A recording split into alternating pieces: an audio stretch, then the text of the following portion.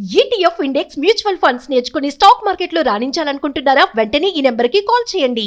ఈరోజు live in relationship ముసుగులోనో లేకపోతే ఎలా అయిపోయింది అని అంటే మాట్లాడితే దరిద్రపు వాగుడు ఒకటి వాగుతారు. ఏంటంటే సుప్రీంకోర్టు మాకు అనుమతి ఇచ్చేసింది అని. ఒరే చెత్త వెదవల్లారా, చెత్త ఆడ మొహాల్లారా, సుప్రీంకోర్టు జడ్జిమెంట్ ఆ ఒక్క పదం పలికి ఉండదు. ఆ పదము లివ్ ఇన్ రిలేషన్లో ఎవరెవరు ఉండొచ్చు, ఎలాంటి పరిస్థితుల్లో ఉండొచ్చు, ఎలా ఉండొచ్చు అనేటటువంటిది కూడా ఓ 300 పేజీలు ఉంటుంది ఆ జడ్జిమెంటు. ఏ రోజన్నా ఎవడైనా చదివాడా? దాని గురించి ఎవరికైనా తెలుసా? ఇంకొకళ్ళకి హామ్ చేసి కలిసి ఉండమని ఏ సుప్రీంకోర్టు తీర్పు లేదు, ఏ న్యాయమూర్తులు తీర్పులు ఇవ్వలేదు, ఏ న్యాయస్థానాలు తీర్పులు ఇవ్వలేదు. ఇంకొకటి కాపురాన్ని బలి చేసి ఇంకొక ఆడదాన్ని తొక్కేసి ఆ మొగుడిని తెచ్చుకొని నువ్వు నిలబడని ఏ ఆడదానికి సుప్రీంకోర్టు తీర్పునివ్వలేదు. అలాగే నీ భార్యకి అన్యాయం చేసి నీ కడుపును పుట్టిన పిల్లలు గంజినీళ్ళు తాగుతున్నారు, ఏం తాగుతున్నారు అక్కడ పెట్టి పక్కన ఉన్నటువంటి నువ్వు ఉంచుకున్న దాన్ని బట్టి పిల్లలకేమో ఆ అమ్మ పరమాన్నాలు పెట్టు తినిపిస్తూ కూర్చోమని ఏ సుప్రీంకోర్టు తీర్పు చెప్పలేదు. ఈ మధ్య ఇది ఒకటి మాట్లాడుతున్నారు, ఏం పిక్కుంటారో పిక్కోండి, ఏం పిక్కుంటారో పిక్కోండి అని. నేను చెప్తున్నాను, ఆ ఉసురు గనక ఎక్కువైతే ప్రకృతి పీకేస్తుంది, ఏదో ఒక రోజు పీకేస్తుంది. నా కళ్ళతో నేను చూశానమ్మా. ఇలా కుటుంబాలని నాశనం చేసినటువంటి ఆడవాళ్ళు, భార్యల్ని నాశనం చేసినటువంటి మగవాళ్ళు, నిజంగా చెప్తున్న చరిత్రలో మాత్రము మామూలు చావు అయితే వాళ్ళకి రాలా, మామూలు చావు రాలా. మోసం చేసి పెళ్లి చేసుకున్నా, మోసాలు చేసి జనాల్ని ఏమార్చినా తార్చిన ఇలాంటి వాళ్ళందరికీ శిక్షలు భయంకరంగా పడినాయి. ఇవాళ మీరందరూ అనొచ్చు ఆమె ఎలాగండి, ఆమె ఎలా, అరే ఆమె వల్ల ఇవాళ ఇంకొక కుటుంబం నాశనం అయ్యింది. అక్కడ ఆమె చనిపోయింది, సహజంగా ఏమన్నా చనిపోయిందా? ఆ చావును కూడా జీర్ణించుకోలేకపోతున్నాం మనం అసలు. చూడండి, వీడు బేబీ బేబీ బేబీ అనుకుంటూ శుభ్రంగా గాల్లో వీడు కలిసిపోయాడు. అంటే అది పిచ్చితనం అందామా, కామం పరాకాష్ఠకి చేరిందంటామా? ఇక్కడ నువ్వు భార్య బిడ్డలకి నువ్వు చెయ్యలేనటువంటి న్యాయము ఆమెకి ఎక్కడ అన్యాయం చేశానని ఆమెతో నువ్వు వెళ్ళిపోయినావు. కనీసం పిల్లల్ని చూడడానికి కూడా వచ్చేవాళ్ళు కాదు, మాట్లాడేవాళ్ళు కాదని చెప్తుంది భార్య. అంటే నేను అదే చెప్తున్నాను తల్లి. అక్కడ ఆమె ఏమి రింగ్ మాస్టర్ కింద ఆడించిందో మనకి తెలియదు కదా. ఫస్ట్ కనీసము నీ పిల్లలేమో ఇక్కడ ఆ పిల్లలకి చెప్తున్నాను, మంచి మాట మాట్లాడావు నువ్వు. ఆ పిల్లలు ఉన్నారు కదా, ఎవరి జీవితం వాళ్ళ ఇష్టము, ఎవరిది వాళ్ళ ఇష్టము, మా కళ్ళ ముందే సంసారం చేసుకొని ఇవ్వండి అని ఏదో మాట్లాడుతున్నారు. అది చూడడం జరిగింది.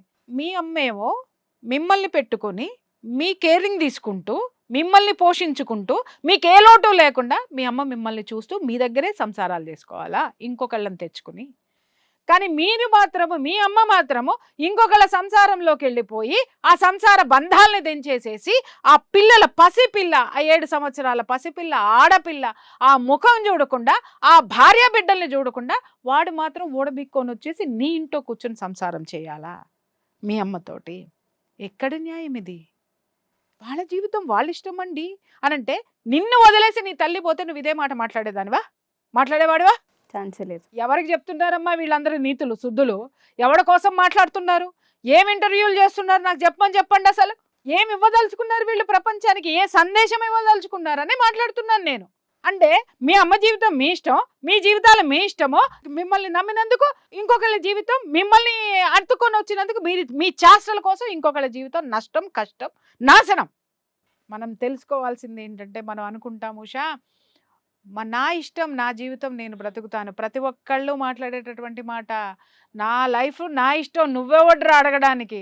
నిజంగా చెప్తున్నాను, నేనేమీ కాను అడగడానికి. నాకు ఏ సంబంధము లేదు అడగడానికి, నాకే అర్హత లేదు అడగడానికి. కానీ ఒకళ్ళకి మాత్రం అర్హత ఉంది, అదే ప్రకృతి. మనం అనుకుంటామో ఇవాళ రేపట్లో ఎలా జరిగింది, అయ్యో ఎలా జరిగింది అని అంటామో. ఎవ్వడో చూడట్లేదు కదా అని చెప్పేసి నీ ఇష్టం వచ్చిన హక్కులు, నీ ఇష్టం వచ్చినటువంటి కోర్టు తీర్పుల్ని నీ యొక్క అనుగుణంగా మార్చేసుకుంటూ నీకు ఎలా వస్తే అలా తిప్పేసి ప్రపంచాన్ని నువ్వు ఆడించేసుకున్నాలనుకుంటే, ప్రపంచాన్ని ఆడించేటటువంటి శక్తి ఒకటి ఉంటుంది. ఆ శక్తి చేతిలో ఏదో ఒక రోజు మనం దానికి పనిష్మెంట్ అనుభవించే తీరాలి.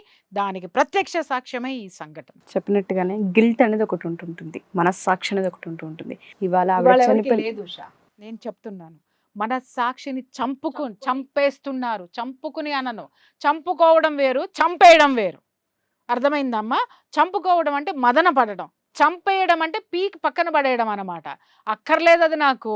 మనస్సాక్షి అనేది అది ఉంటే నేను ఎలా బ్రతుకుతాను, నేను ఎలా బ్రతకాలి, నేను బ్రతకాలంటే దాన్ని చంపేయాలి అని ఫస్ట్ దాన్ని మర్డర్ చేసిన తర్వాత ఇవన్నీ చేస్తున్నారు. ఆ తర్వాత మనల్ని ఏం చెయ్యాలి అనేది మన పైన ఒకడు ఉన్నాడుగా, వాడు తేలుస్తాడు కదా లెక్కలు, వాడు రాస్తాడు కదా మన తలరాతలు, వాడు గీస్తాడు కదా గీతలు. ఆ బొమ్మలే ఈరోజు గోడ మీద బొమ్మలై కూర్చుంటున్నాయి ఇలాంటివన్నీ. చెరపకు రా చెడేవు, ఇది ఒక్కటే చెప్తా నేను.